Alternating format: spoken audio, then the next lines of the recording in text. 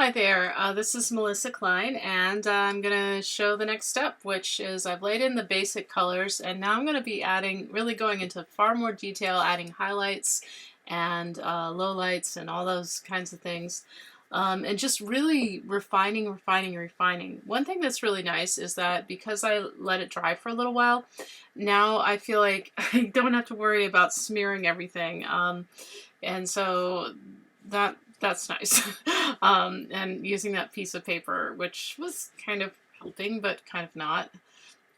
So I'm looking in here for like little cracks that I can kind of define more. And there's also another scar on this tomato sort of towards the back, and which I love. Like I think I'm really interested in imperfections and things that make it beautiful. Interestingly enough, I got this tomato for far less than the other tomatoes, and yet I probably would have paid more for it.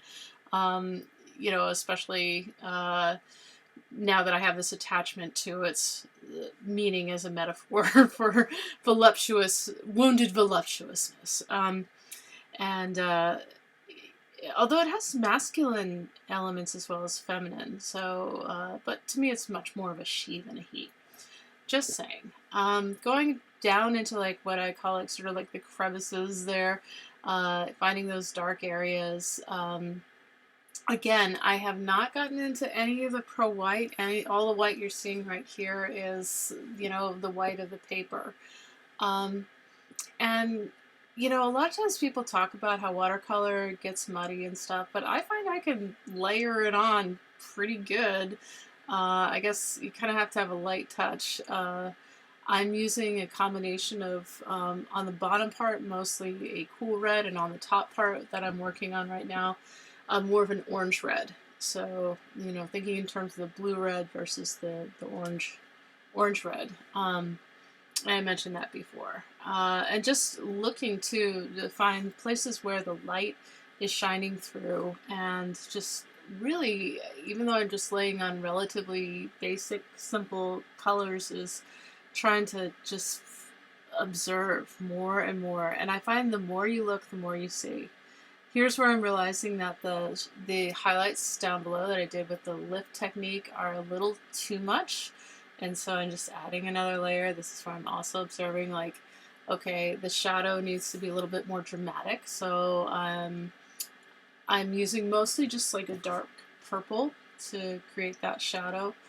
I'm also deciding that the scar is too pale and needs to be a little bit warmer tone. So I'm using like a combination of yellow or ochre, as well as that sort of flesh tone that's in or white flesh tone that's in my set. And again, the shadows.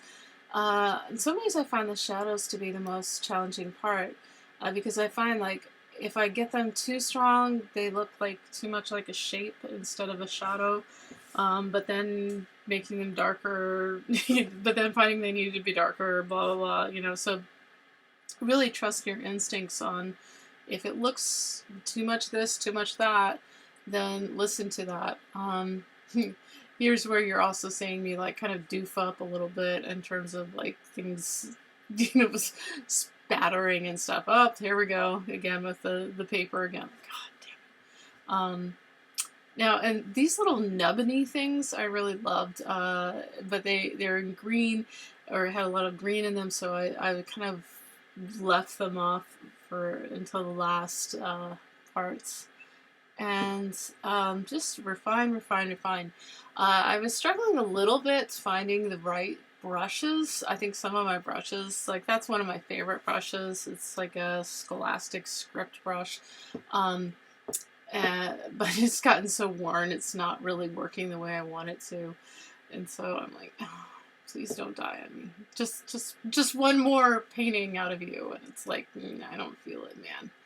Now I am getting into the Pro White, and I'm trying to use it pretty sparingly and blend. There is a lot of shine to this tomato, but if you really look at it, and here I'm using my finger to blend it more, it's not a white, and especially because I have the white of the paper kind of competing, I guess you could say. I don't want to like overdo it. And kind of going underneath the buns there, where there's some just really beautiful highlights in the shadows of the shadow of the bun.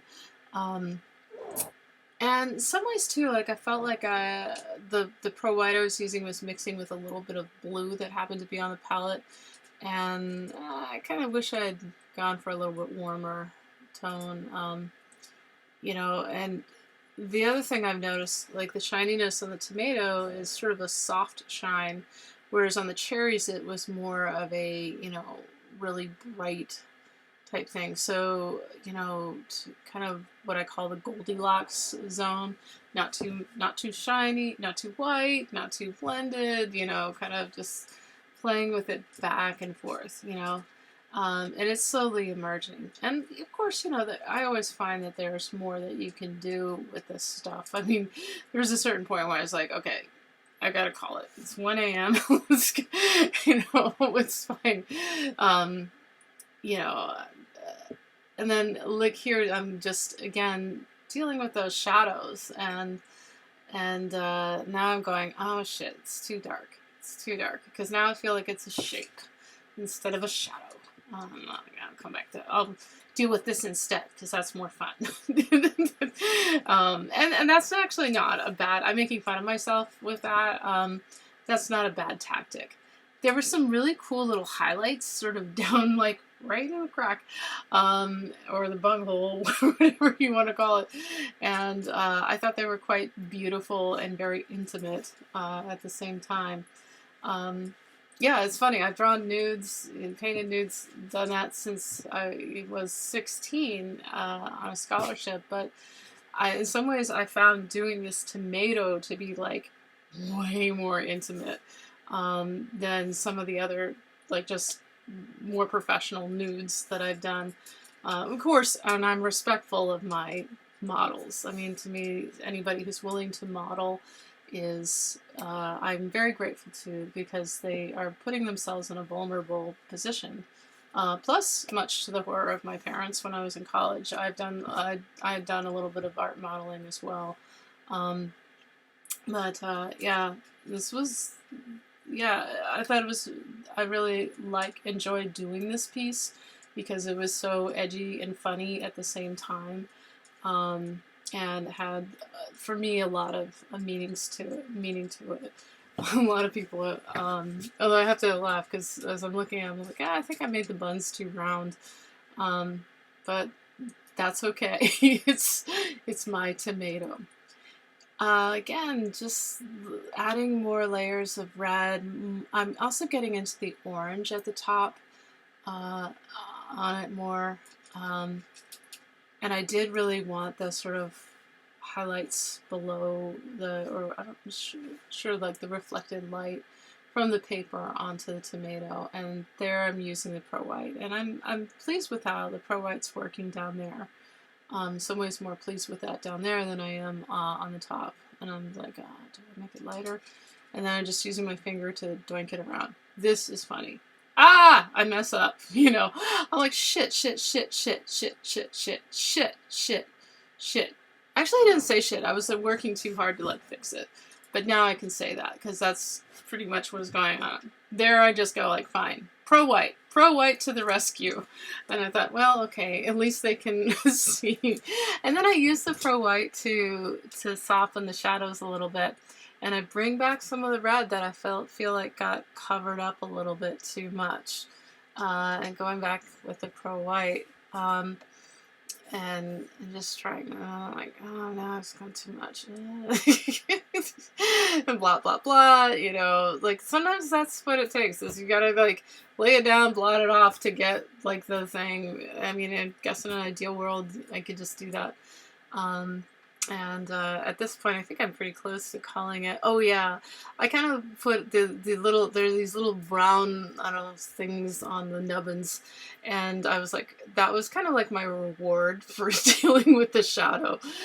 So that's sometimes what I'll do, is I'll let myself kind of have, I'll save something that I know is going to be really easy and fun, to until after I deal with areas that are more challenging. Thanks for watching. Appreciate it.